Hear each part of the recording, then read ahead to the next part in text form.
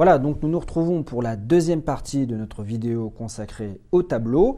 Et comme promis, je vous propose un petit exemple concret avec un capteur de température. Donc je rappelle l'idée, c'est qu'on veut faire la moyenne sur 100 valeurs, 100 mesures de température avec une Arduino. Et on va voir en quoi les tableaux sont très utiles. Donc voilà, on démarre avec une nouvelle simulation toute fraîche. Donc on va venir ici, cliquer là, touche suprême du clavier, enlever la breadboard et on va aller chercher le matériel dont on a besoin. Donc on vient sur Components ici, composants, et on va aller dans le kit Arduino basique. Alors je vais un petit peu agrandir ici pour qu'on voit mieux. On va bien sûr d'abord aller chercher la Arduino. On clique une fois, hop, on va la poser par là pour commencer. Et bien sûr, on va aller chercher notre capteur de température qui est ici, donc Temperature Sensor, capteur de température, le TMP36. Je clique une fois pour le prendre et je vais venir le poser ici, par exemple. Voilà, donc je clique dans la zone blanche ici, je n'ai plus besoin des composants. Et avec la molette de ma souris, je vais zoomer un petit peu pour qu'on voit mieux. Donc maintenant, il faut qu'on relie électriquement le capteur de température à la carte Arduino. Alors ce capteur de température, c'est un capteur analogique, c'est-à-dire que la tension entre cette broche et cette broche est proportionnelle à la température mesurée par le capteur. Mais avant ça, d'abord, il faut que j'alimente mon capteur. Alors la simulation est assez sympa puisqu'elle vous explique à quoi servent les broches ici. Donc on va commencer par la plus simple, la broche GND, donc Ground, qu'on traduit plutôt par masse en français, qui correspond au moins, à la broche moins. Et on va donc cliquer une fois sur le carré rouge et tirer un trait jusqu'à une des deux broches GND de l'Arduino. Voilà. Quand la liaison est bonne, eh bien si je viens prendre le capteur, vous voyez que les deux broches restent reliées. Et puis maintenant, je vais prendre cette broche ici, VS, je vais cliquer une fois et la relier aux 5 volts fournis par l'Arduino. Donc en gros ici, ça c'est le plus et ça c'est le moins. Voilà, et notre capteur est correctement alimenté. Il reste cette broche-ci, en fait, qui va nous servir de mesure de température. Donc, je vais cliquer une fois et je vais me connecter ici sur une des entrées analogiques de l'Arduino. Et voilà, tout est relié et tout est prêt à fonctionner.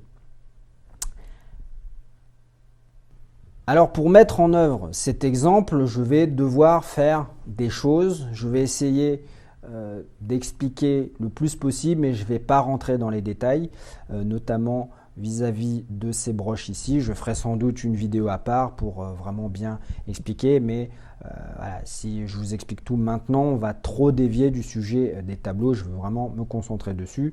Donc, il y a certains calculs que je vais faire que je ne justifierai pas.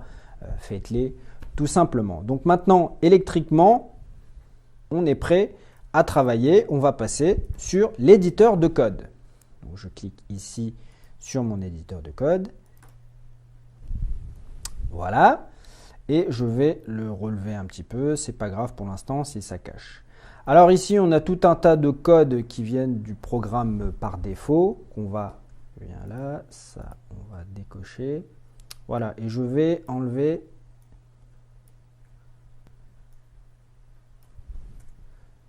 tout ça dont je n'ai pas besoin ici.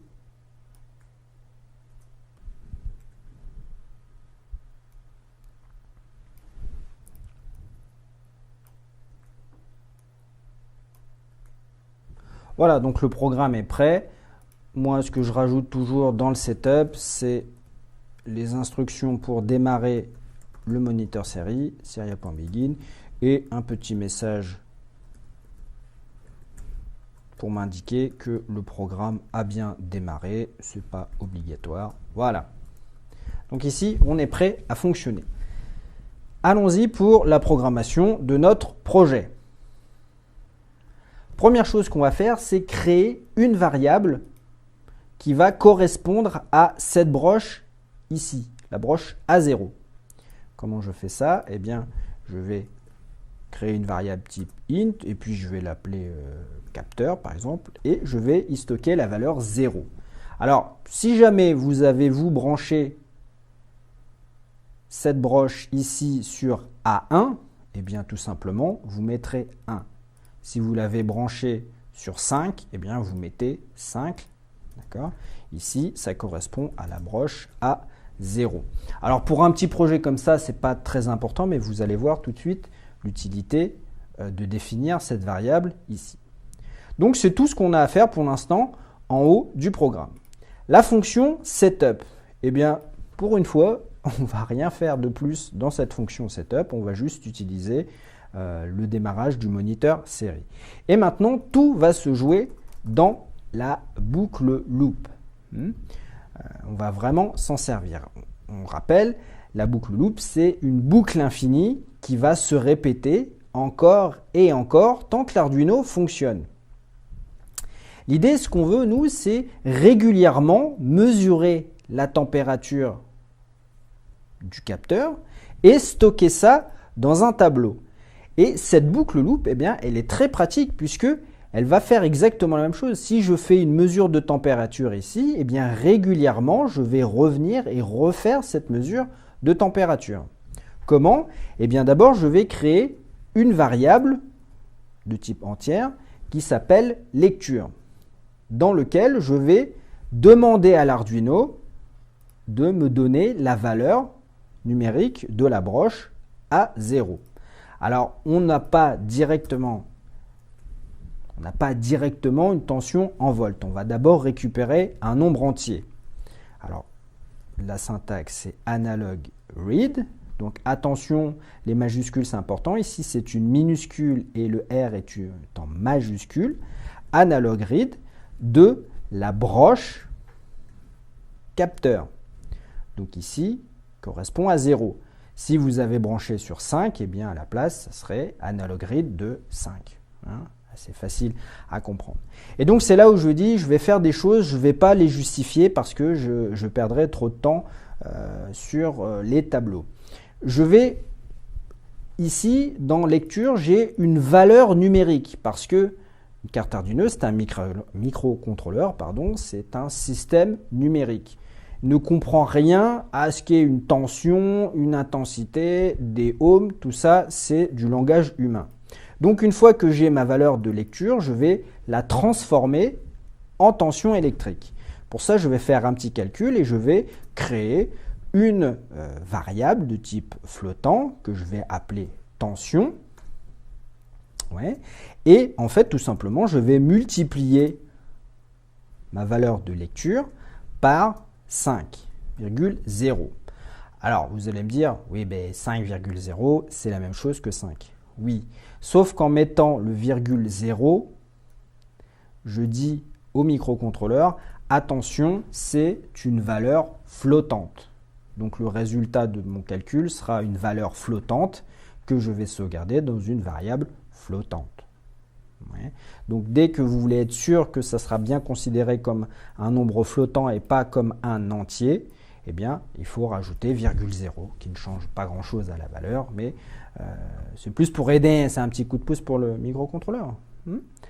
Cette tension, je vais ensuite la diviser elle-même par la valeur 1024. Voilà. Donc croyez-moi sur parole, c'est une conversion entre la lecture analogique et ma tension. Et maintenant, je peux l'écrire si je veux, serial.print. Donc on peut mettre un petit message, tension égale, ici. En dessous, serial.print, je vais afficher la tension électrique que j'ai calculée. Et ici, je vais mettre l'unité puisque il faut absolument penser aux unités en physique. C'est fondamental, avec un petit espace pour que ça soit plus lisible. Et puis, eh bien, on va lancer le moniteur série ici et voir ce que nous dit la simulation.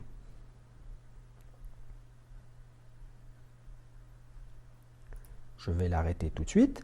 Alors on voit deux choses. D'abord, tension, on voit 0,75 volts. Bon, soit, mais surtout on voit que tension, c'est répété, est affiché plusieurs fois.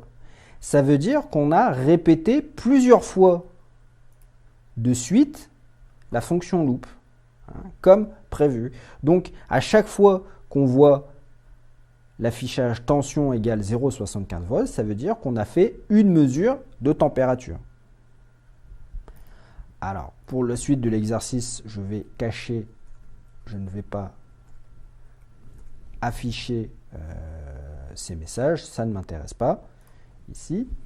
Maintenant, cette tension électrique, il faut que je la convertisse en température. D'accord ? Pareil aussi, il y a un petit calcul à faire, donc ma température, une variable de type flottante, qui va être égale à ma tension moins 0,5 et je vais multiplier cette valeur par 100. Une fois de plus, croyez-moi sur parole, je n'ai pas le temps d'entrer dans les détails. Ça vient du capteur hein, qui fonctionne comme ça. Donc la tension électrique, il faut la convertir comme ça pour avoir une température en degrés Celsius. On peut l'afficher si vous voulez. Temp, serial.println de temp. Et maintenant, je lance ma simulation.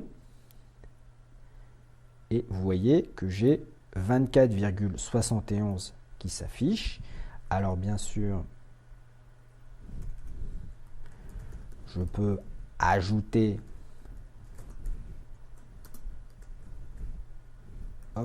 attention ici, je peux ajouter l'unité 24,71 degrés Celsius. Voilà, donc eh bien, c'est à peu près tout pour le capteur de température. Voilà, il est prêt à être utilisé. Maintenant, ce qui m'intéresse, c'est de sauvegarder toutes ces valeurs quelque part. Parce que là, pour l'instant, elles sont perdues. À chaque fois que je fais un tour de loop, ma variable temp est perdue. Donc, ce que j'aimerais, c'est la sauvegarder quelque part. Et bien sûr, pour ça, je vais utiliser un tableau. Je ne vais pas créer, mais sans variable. Donc, on revient en haut du programme et on va créer notre tableau. Alors, en analysant ici, on s'aperçoit que 24,71, c'est un nombre réel, un nombre à virgule. Donc, on va plutôt créer un tableau de flottant qu'on peut appeler mesure. Et je vais le créer avec une taille maximum de 100 éléments. Ouais. Donc, je vais me servir de mesure pour sauvegarder mes valeurs de température qui sont écrasées à chaque tour de boucle.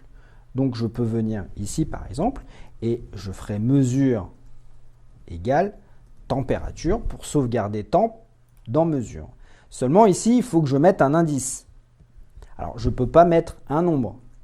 Par exemple, si je mets 3, eh bien, 3 ne va jamais changer. À chaque fois que je vais faire un tour de boucle, ça sera mesure de 3. Donc, je vais écrire mes 100 mesures de température dans l'élément numéro 3. Donc, ce n'est pas ce que je veux. Moi, je veux écrire dans tous les éléments de mon tableau. Comment faire? Eh bien, il faut que je fasse varier mon indice ici, automatiquement. Et pour faire varier quelque chose, on va utiliser une variable, bien sûr. Donc, je peux venir ici et créer une variable compteur que je vais faire démarrer à 0. Ouais. Je reviens ici. Alors, je vais remonter là pour qu'on voit un petit peu mieux ce qui se passe. Donc, à la place de 3, je ne vais pas mettre 3, je vais mettre compteur directement. Le problème ici, c'est que ça ne va pas changer grand-chose parce que compteur vaut 0, mais en état actuel du programme, compteur ne varie jamais. Ça sera toujours mesure de 0. Donc, je n'ai pas vraiment réglé le problème. Eh bien si, il suffit tout simplement ici de rajouter compteur plus plus, donc d'incrémenter automatiquement d'une unité la valeur de compteur. Quand je démarre le programme, compteur vaut 0. Ici. Et je rentre la première fois dans ma boucle loop. Je vais réaliser toutes ces instructions et je vais sauvegarder température dans mesure de 0. Mais ici, ligne 26, je vais incrémenter d'une unité 0. Donc maintenant, compteur vaut 1. Je remonte ici dans ma loupe, je fais toutes ces instructions et je vais sauvegarder temp dans mesure de 1. Ici, j'incrémente d'une unité. Maintenant, compteur vaut 2. Je remonte là, j'effectue tout ça, mesure de 2, compteur, plus, 3, et ainsi de suite. Ouais. Automatiquement. Vous voyez, en quelques lignes, en ayant bien saisi la logique des boucles, je peux répéter des instructions automatiquement sans me prendre la tête. Alors peut-être, certains d'entre vous l'ont vu, il y a un petit problème dans ce que je viens d'écrire. Parce que je vous ai dit que loop se répétait indéfiniment. Donc au début, ça se passe bien parce que compteur est plus petit que 100. Donc 0, 1, 2, 3, 4, 5, 6, 7. Oui, mais arrivé à 100, le problème c'est que j'essaie d'accéder à un élément du tableau qui n'existe pas. Et donc on crée ce qu'on appelle un dépassement de capacité. Et compteur va continuer de monter, et bon, probablement l'Arduino aura planté d'ici là, donc c'est pas un problème. Mais le simulateur, lui, va continuer à tourner en nous affichant des valeurs complètement fantaisistes. Donc il nous faut un moyen d'être sûr que tout ça n'est effectué que si compteur est plus petit que 100. Comment faire? Eh bien tout simplement, je vais venir ici et je vais ajouter un test. Si compteur est strictement plus petit que 100, eh bien on veut effectuer tout ça. On veut faire nos mesures. Donc une accolade ouvrante ici et l'accolade fermante ici, pardon. Donc ça c'est fin du if. Ici, un petit commentaire pour savoir où on en est. Et donc, voilà, je viens de régler le problème de dépassement de capacité rien qu'avec ce petit test. Maintenant, si compteur est plus grand que 100, eh bien, on n'effectuera pas ces instructions-là. Donc, à aucun moment, j'irai essayer de faire mesure de 100, ici. Hein. Si compteur est plus grand que 100, eh bien, on passe directement ici. Mais alors, dans notre logique, si compteur est arrivé à 100, eh bien c'est qu'on a fini, c'est qu'on a pris nos 100 mesures. Donc, on peut calculer notre moyenne. Et à ce moment-là, je vais utiliser un else. Hein. Soit on fait nos mesures, nos prises de mesure de température, soit on a fini et on calcule la moyenne. Comment calculer cette moyenne? Eh bien là aussi, c'est une technique intéressante.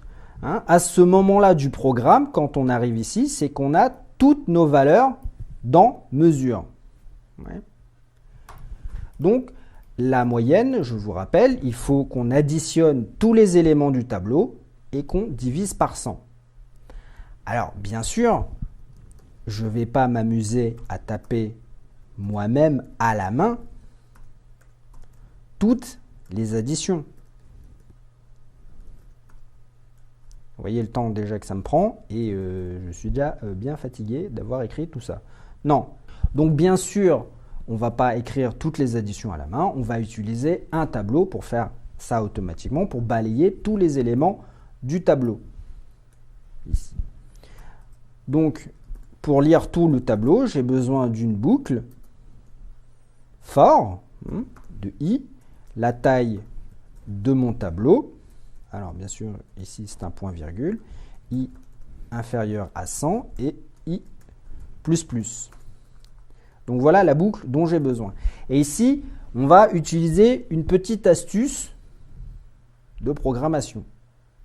Je vais, avant la boucle for, créer une variable type flottant qui s'appelle somme, que je vais initialiser à 0.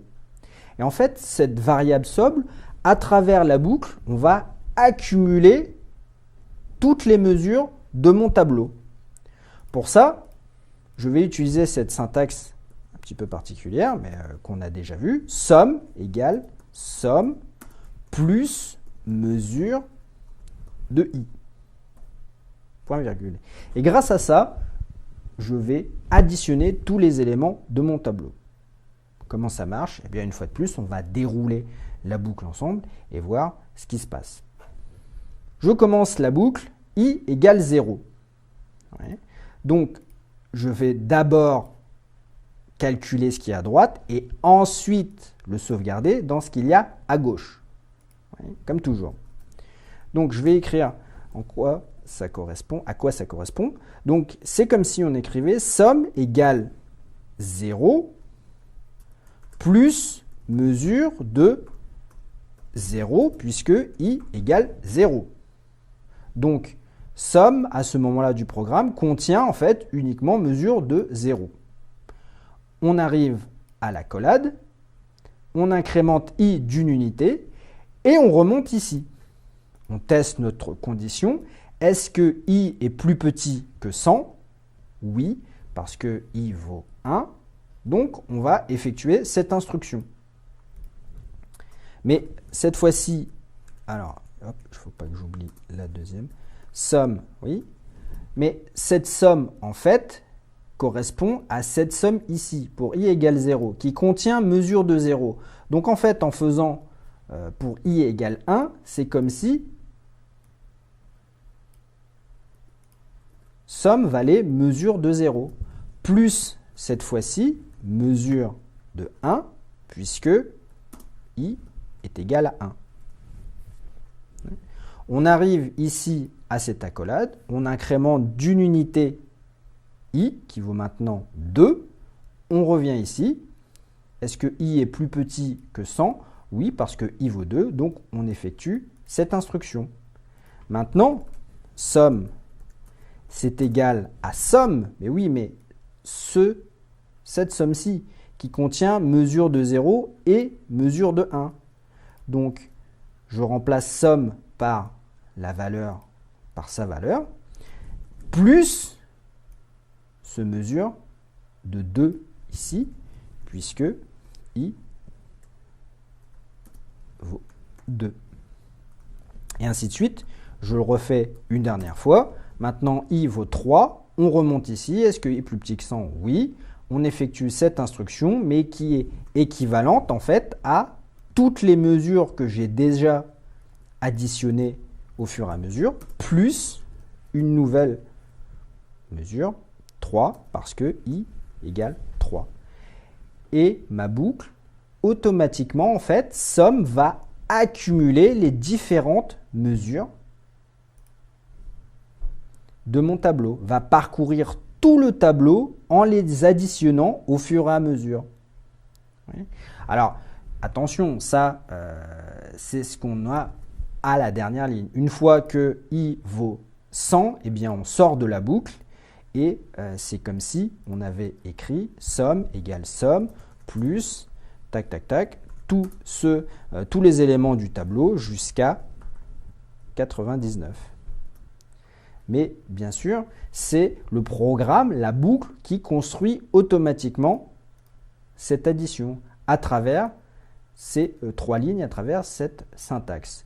Donc, prenez le temps de revenir un petit peu, de comprendre, de bien comprendre ce qu'elle fait, mais c'est vraiment puissant et c'est quelque chose vraiment de base dans l'utilisation des boucles et des tableaux. Mais vous voyez, voilà, avec 3 lignes, je remplace toute une addition qui me serait extrêmement fastidieux à écrire.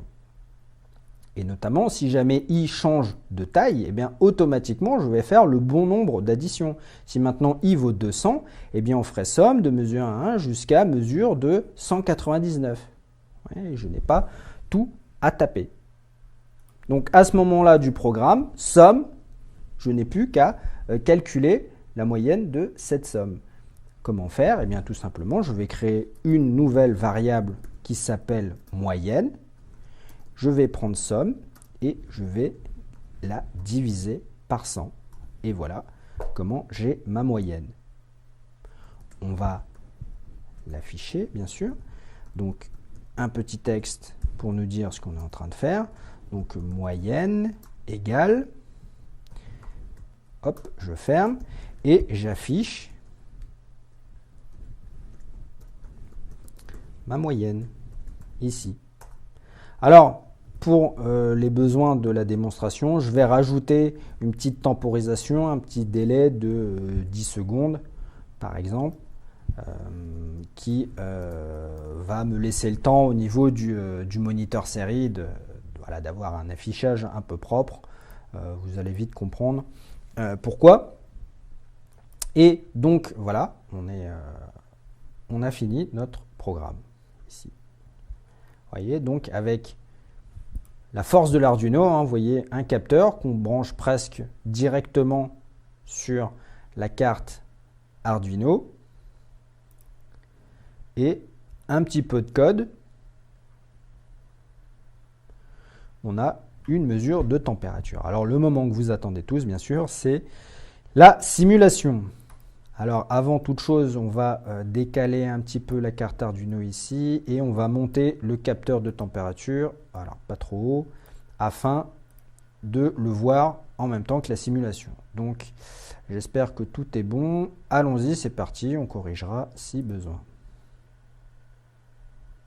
Donc, le programme démarre et va récupérer nos 100 mesures de température. Et nous calcule la moyenne, je vais arrêter la simulation, qui est de 24,71 degrés Celsius. Ouais. Alors, déformation, je vais bien sûr, hop, ici, rajouter l'unité. Voilà.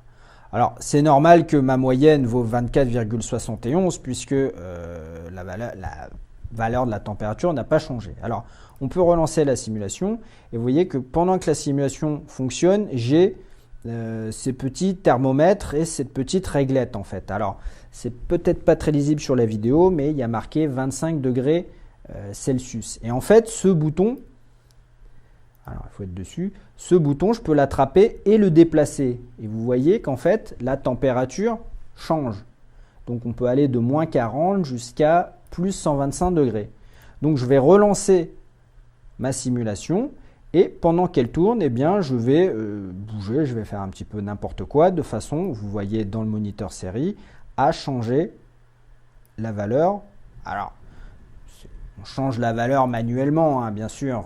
Un vrai capteur de température, il faudrait changer, voilà, il faudrait changer l'air, la température de l'air autour. Mais ici, voilà, dans le simulateur, j'ai cette petite réglette qui me permet de simuler cet effet. Et vous voyez ici que ma moyenne est de 58,57 et on peut jouer avec. Je peux mettre à moins 40. Vous voyez que c'est moins 40 ici. Et ma température moyenne est de moins 24. Ça marche aussi dans l'autre sens. Si je mets ma température à fond, 125 degrés. Donc vous voyez, ça correspond à 125 degrés. Ça correspond à peu près. Donc moyenne 105,75. Alors c'est précis parce que c'est le capteur lui-même. Hein. Vous voyez, si je viens à moins 40, eh bien j'ai moins 40. Si je viens ici à, j'arrive pas à lire, 73 peut-être. Voilà. Je n'ai pas eu le temps de voir.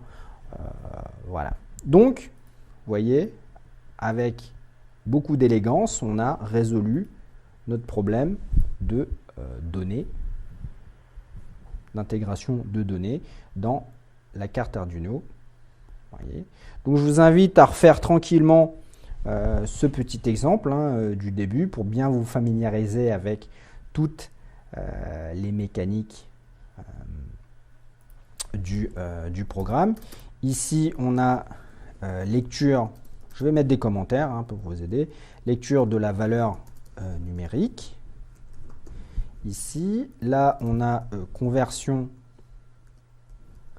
en tension électrique. Puis cette tension électrique, on va la convertir en température, donc en degrés Celsius, ici. Cette ligne, on va sauvegarder la température dans l'élément d'indice compteur de notre tableau mesure. Voilà. Ici, on incrémente d'une unité. Voilà. Cette partie ici, donc si on a 100 mesures de température, eh bien, on va calculer la valeur moyenne. Ici, donc grâce à un accumulateur, une variable d'accumulation, ici, et enfin le calcul de la moyenne, avec donc ici de l'affichage, et puis attendre 10 secondes pour temporiser. On pourrait aussi faire une boucle while infinie pour bloquer l'Arduino à ce niveau-là, et pour pas qu'elle continue à nous afficher des moyennes. C'est pas très grave. Voilà, alors pour finir, un viewer m'avait suggéré d'utiliser un capteur de poids pour réaliser cet exemple. Alors j'ai pas pu le faire comme vous l'avez vu, parce que dans la simulation d'un de 3D circuit, je n'ai pas trouvé de capteur de force qui pourrait faire l'affaire. Donc j'ai cherché ici, donc dans composants et tous les composants qui existent. Malheureusement, il n'y a rien qui pourrait faire l'affaire, qui pourrait simuler. Il n'y a pas de simulation de capteur de force dans cette simulation. Alors, voilà, je vais quand même un petit peu en parler. Comment on pourrait faire avec du vrai matériel, sur une vraie carte Arduino.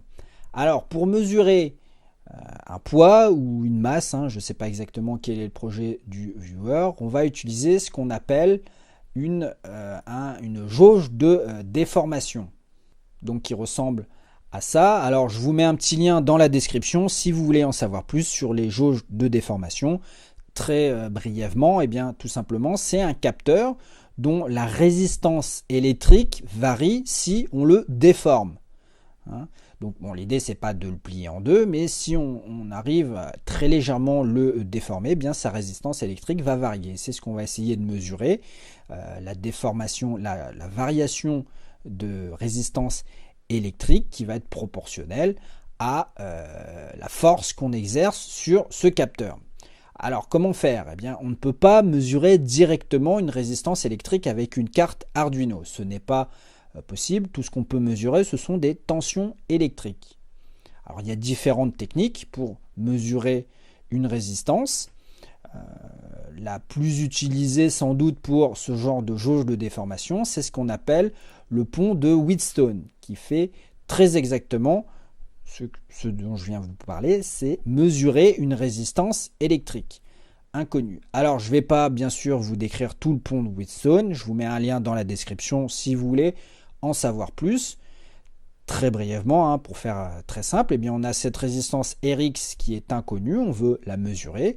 Donc on va créer ce qu'on appelle un pont, ici, grâce à deux résistances fixes, donc de résistance de valeur connue. Et puis ici, vous avez une résistance variable, c'est-à-dire une résistance dont on peut manuellement changer la résistance. On va alimenter ce pont avec une source de tension fixe. Et l'idée, c'est qu'avec un voltmètre précis, on va mesurer la différence de potentiel entre le point D et le point B. Et on va régler la résistance variable de façon à annuler la différence de potentiel qui pourrait exister entre ces deux points. Lorsqu'on a trouvé la bonne résistance variable, qu'on a annulé la tension ici, il y a une formule mathématique issue des lois de l'électricité qui nous permet de calculer la valeur de Rx à travers R3, R2 et R1. Voilà. Donc quand j'ai dit qu'on ne pouvait pas le faire sur le simulateur, c'est pas tout à fait vrai. On aurait pu simuler un pont de Wheatstone ici, utiliser un potentiomètre comme résistance variable et ici utiliser un deuxième potentiomètre qu'on aurait réglé un peu n'importe comment pour simuler la jauge de déformation. Voilà, mais là je vous parlais de ce qu'on pourrait faire en vrai avec du vrai matériel. Donc on devrait se procurer d'abord une jauge de déformation, un capteur de charge, plutôt comme on veut s'en servir. Et puis par exemple, on viendrait le fixer sur cette planche en bois, donc d'un seul côté, ici. Et puis de l'autre côté, on viendrait fixer une autre planchette qui servirait de surface d'appui. On mettrait ici une masse, donc on appliquerait un poids, une force sur cette planche et on créerait ce qu'on appelle un bras de levier qui ferait descendre cette partie du capteur vers le bas et qui entraînerait sa déformation, donc une variation de sa résistance électrique qu'on doit mesurer. Alors bien sûr, on peut recréer un pont de Wheatstone, mais il existe des modules déjà prêts à l'emploi. Donc avec ici, on aurait notre capteur de charge, comme ça s'appelle.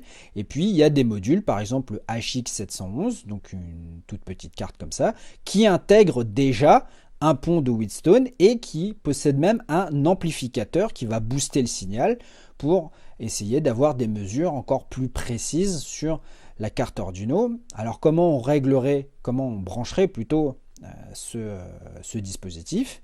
Eh bien en suivant ce schéma électrique. Alors oui, c'est en anglais, mais bon, c'est pas très compliqué, surtout qu'en fait, vous voyez ici, il y a des lignes de couleurs qui correspondent en fait au fil de couleurs qui sortent du capteur que vous voyez ici. Donc on irait relier ces fils sur cette partie-là du capteur.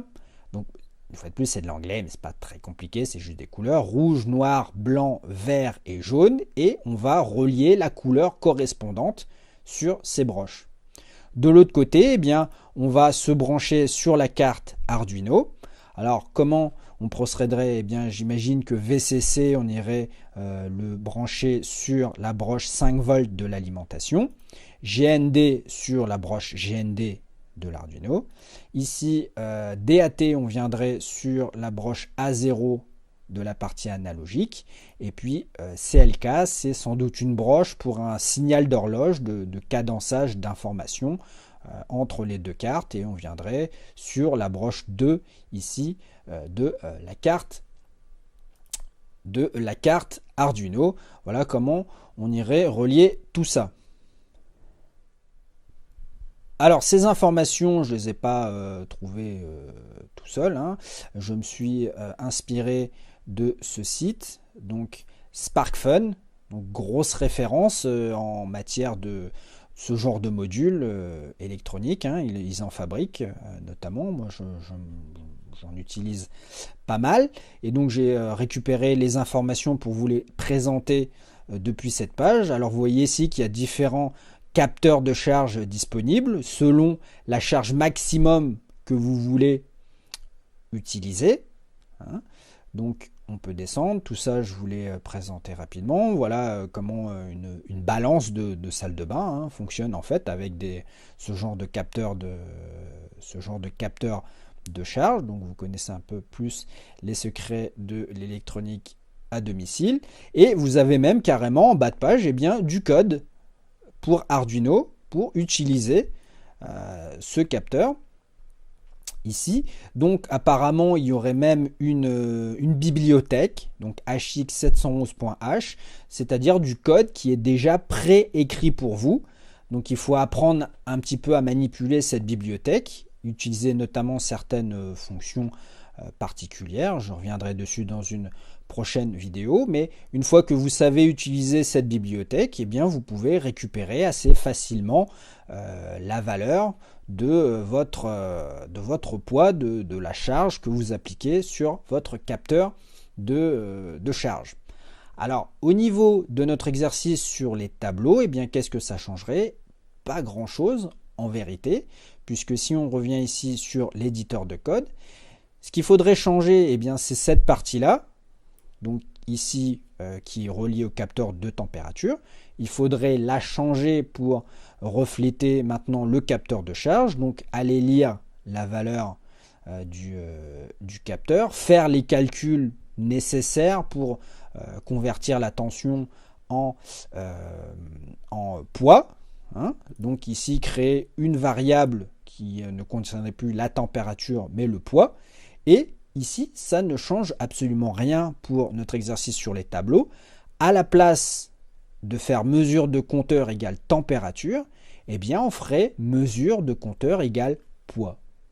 Tout simplement. En fait, suivant vos projets, ce qui va changer, c'est le capteur, sa nature, la technique pour lire les données depuis ce capteur, donc les branchements. Mais d'un point de vue programmation, si vous voulez sauvegarder vos données dans un tableau, eh bien, c'est exactement ce qu'on a fait avec le capteur de température. Et notamment, toute cette partie-là où on calcule la moyenne, eh bien, ça serait exactement la même chose. Voilà, donc on va s'arrêter là pour cette vidéo. Et puis, je vous dis à très bientôt pour la suite de nos aventures sur Arduino. Ciao!